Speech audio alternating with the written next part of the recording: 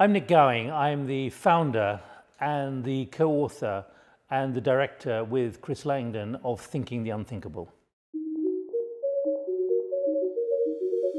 We've been working for the last 4 years on why leaders are struggling so much with the new level of disruption, both in their countries and around the world. It's a very significant problem. It's something I began as a project after I left the BBC, where I was the main presenter. And as I was leaving, Putin was doing subversive things in eastern Ukraine. He then seized Crimea.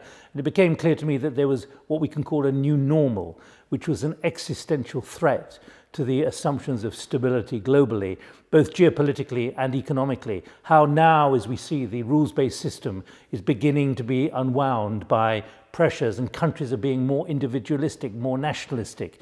So there's something big happening, and our view is it's not a blip, and it's not being put back in the box, that this is now in the foothills of massive disruption, which can lead ultimately to significant instability, both nationally, in governance and in the corporate sector, and also leading to something which could be quite sinister.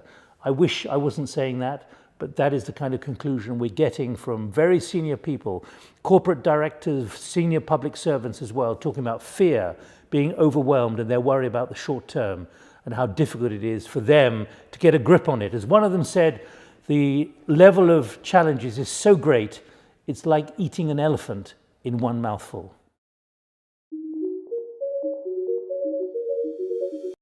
It's easy to say, well, you've identified a problem, you're being pessimistic, there must be solutions for it.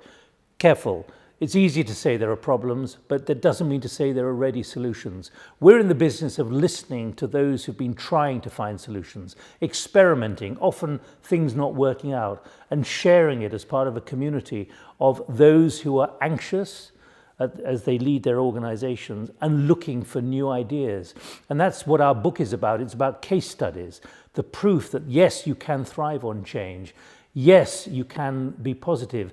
And yes, it's not about being pessimistic. It's about being realistic. Good leaders are those who see the inevitable coming, who see the instability, they grip it, they understand it. It isn't the conformity which got them to the top, but they found new ways of being unconformist and actually thriving on it. Even if they've gone down cul-de-sacs and it hasn't worked out, at least their company or their organization is still intact.